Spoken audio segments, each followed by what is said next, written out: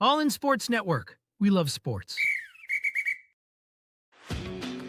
Coming to you from the land of biscuits and barbecue, lemon stars and long. This is All In Colts, presented by the Unstable Blues. Welcome back in. It's time again to peek around the AFC South with our update from the South, where we take a look at the offseason happenings of the other teams in the division. So, let's go. All In Colts. That is correct. I'm Kevin. This is my son Liam. We're the Unstable Blues, happy to present All In Colts as part of the Rogue Media Sports Network. Yes, it is team from Houston update time. It's been a bit, but we're back. Yes, I have one. Okay. Congratulations, Houston. Your offensive line was so bad that you got your prodigy of an offensive coordinator fired. Ooh. Yep. Bobby Slowick was fired. There were reports of fighting with CJ Stroud. Yeah, as early as like the first season, but I could definitely see why that would be a problem in the second season, since that O-line did not protect him and they just kept having receivers dropping like flies. Yeah. Houston hired Nick Caley, who spent the last 2 years with the Rams as the tight end coach and was with the Patriots for 8 years prior to that, winning 2 Super Bowls during that time. So he has championship mentality. Yep. That instantly makes him the winningest coach or player on the Houston team. Oh, there's so much. There's so much there. Mm-hmm. I will just refer you to my hat, and I will even turn it around because even with the hat here, because having lived in Houston for a little bit in my younger years, having taken swim lessons at a O lineman for the Oilers house, having lived next door to an assistant coach from Rice football, this right here is the height of Houston football. Agreed. And anything other than that is a shame.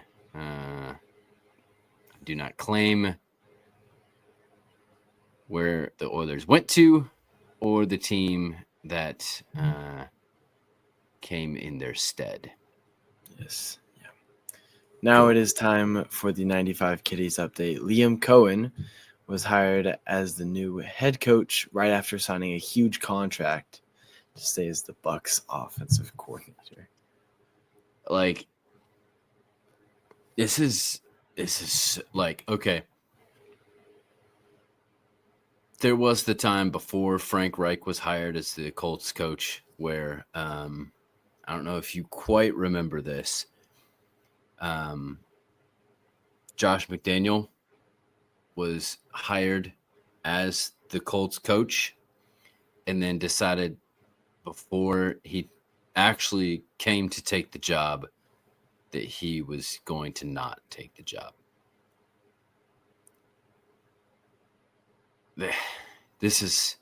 That was bad. That's probably worse than this. But this is pretty bad. It's pretty bad. Like, you just said you were going to stay there and then you didn't. Mm-hmm. Around the same time, hard to tell which came first, chicken or egg, but they did decide, the Jaguars, it was time to fire their general manager, Trent Baalke. Yes, probably the smartest decision. Anthony Campanile. Yeah. Was hired as the DC from the Packers last year and the Dolphins the 4 years before that, and he was both of those teams' linebackers coach. Yep. I think that makes sense to promote to the defensive coordinator from linebackers, kind of the middle of the defense. That would make sense. Mm-hmm. After some awkward moments with the Bucs organization, with some of their people that he could not, Liam Cohen, interview or whatever, not sure why that might be.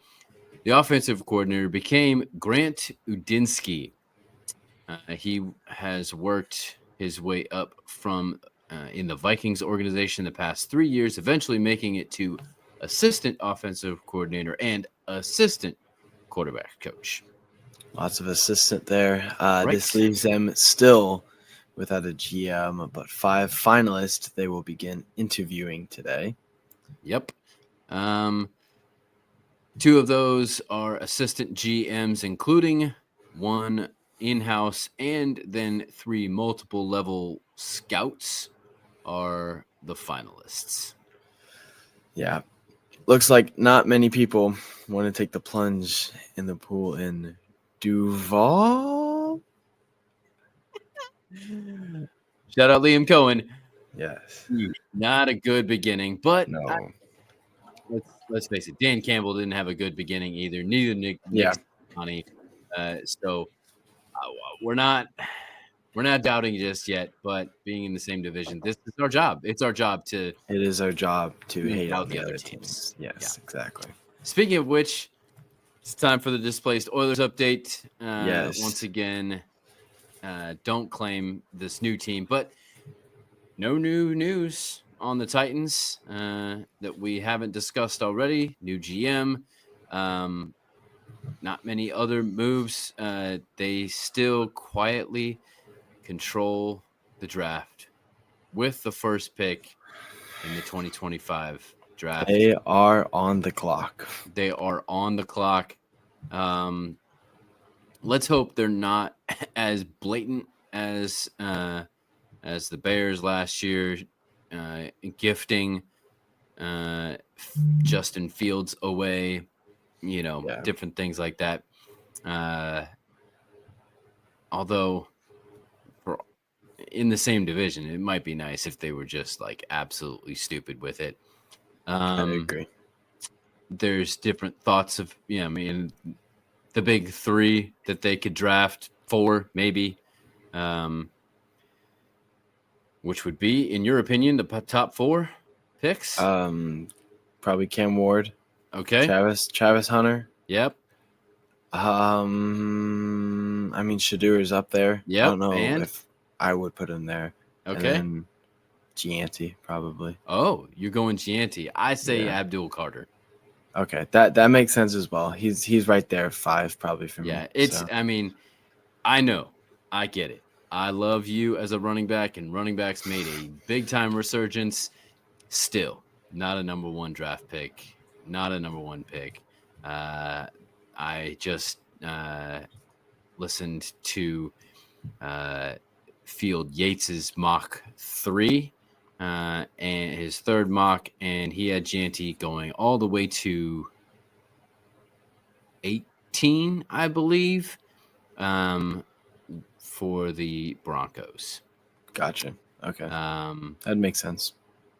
There are a few opportunities there, as high as maybe 6 with the Raiders if the Raiders pick up a vet quarterback and don't go Shador. There's different opportunities out Tons there. of different opportunities, but obviously if he's slipping to 18, that would also put the Colts passing on him as well. So unless the Colts trade back, which is totally a valid thing to do. Tell me how you really feel with your face. Oh man. Oh goodness.